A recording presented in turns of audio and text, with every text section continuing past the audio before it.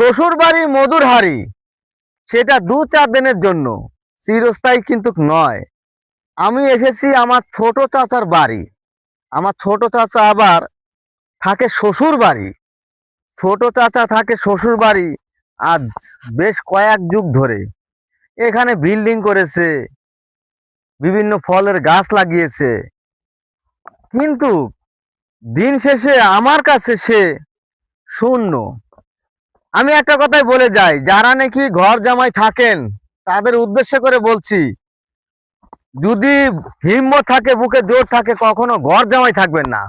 প্রয়োজনে জায়গা জমি যদি নাও থাকে, তাহলে সরকারি রাস্তা আছে, ওই যে দেখেন রেল লাইন, ওই রেল লাইনের মতন পাশে অনেক জমি পড়ে থাকে, ওখানে যায়া আপনার গোল পাতা দিয়ে ছাউনি দিয়ে থাকবেন, পরিবার নিয়ে অনেক শান্তিতে থাকতে পারবেন, অনেক দাম থাকবে।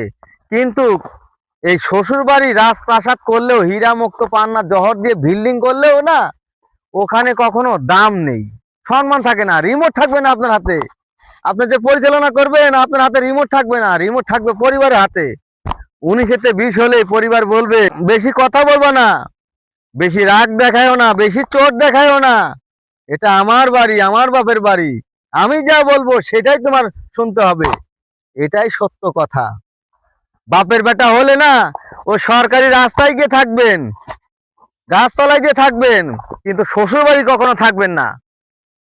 এই ভিডিওটা করার উদ্দেশ্য হলো, আমি অবাক হয়ে যাই মাঝে মধ্যে, ঘর জামাই থাকাটা কোনো অন্যায় না, কিন্তু সেখানে বর্তমান সমাজে মানুষ মূল্যায়ন করে না। আপনাকে দাম দেবে না, আপনি যতই প্রাসাদ বানান, যত টাকার মালিকই হন না কেন, দিন শেষে আপনি অসম্মানী হবেন, আপনাকে ঘৃণা চোখে দেখবে, আপনাকে কেউ ভালো চোখে দেখবেন না। আমি এই ভিডিওর মাধ্যমে এই কথাগুলো বলার উদ্দেশ্য হলো, ঘর জামাই থাকা আর এই যে দেখেন পুড়ে যাওয়া পচা কচুরির মতন, যার কোনো মূল্য নাই, মূল্যই না। আরে কচুরি গুলো তো মনে করেন যে পচে গেলে একটু সার হবে, জমিতে দিলে জমি উর্বর হয়ে মাটিকে পুষ্টি দিয়ে ফসল ভালো হবে, কিন্তু ঘর জামাই থাকলে না, তার কোনো কাজেই আসে না, সে অচল পয়সা হয়ে যায়। অচল পয়সা, ঘর জামাই যারা থাকে তারা হলো অচল পয়সা। আজ রক্ত গরম আছে, কারিগরি টাকা কামাইতে পারবেন, কারিগরি টাকা নিয়ে পরিবারের হাতে দিতে পারবেন, তাহলে দেখবেন খুব ভালো। আজ একটু মনে করেন যে আপনি বিছানায় পড়েন, দেখবেন যে আপনি বুঝা হয়ে গেছেন। কচুরি পানাও মনে করেন যে বুঝা মানুষ টানে খেতে দেওয়ার জন্য, আর আপনাকে ছুঁড়ে ফেলে দিবে ওই নর্দমায়, ডাস্টবিনে, মূল্যহীন ভাবে, কোনো মূল্যই থাকবে না। এই জন্য বলছি ভাই, পুরুষ মানুষ যদি হন না, তাহলে ওই নিজের হিম্মত দিয়ে ওই সরকারি রাস্তায় গিয়ে থাকে।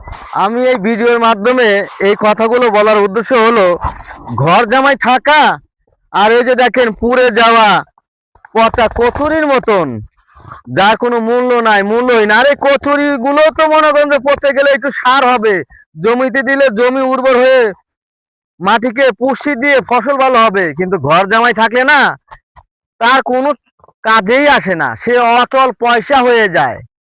অচল পয়সা, ঘর জামাই যারা থাকে তারা হলো অচল পয়সা।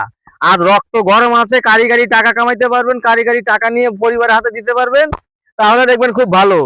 আজ একটু মনে করেন যে আপনি বিছানায় পড়েন, দেখবেন যে আপনি বুঝা হয়ে গেছেন। কচুরি পানাও মনে করেন যে বুঝা মানুষ টানে খেতে দেওয়ার জন্য, আর আপনাকে ছুঁড়ে ফেলে দিবে ওই নর্দমায়, ডাস্টবিনে, মূল্যহীন ভাবে, কোনো মূল্যই থাকবে না। এই জন্য বলছি ভাই, পুরুষ মানুষ যদি হন না, তাহলে ওই নিজের হিম্মত দিয়ে ওই সরকারি রাস্তায় গিয়ে থাকবেন, তার শ্বশুর বাড়ি থাকেন না। ভিডিওটা শেয়ার করে অন্যকে দেখার সুযোগ করে দেবেন। আমি কথাটা সত্যি বললাম কি মিথ্যা বললাম? সবাই ভালো থাকেন, আল্লাহ হাফেজ।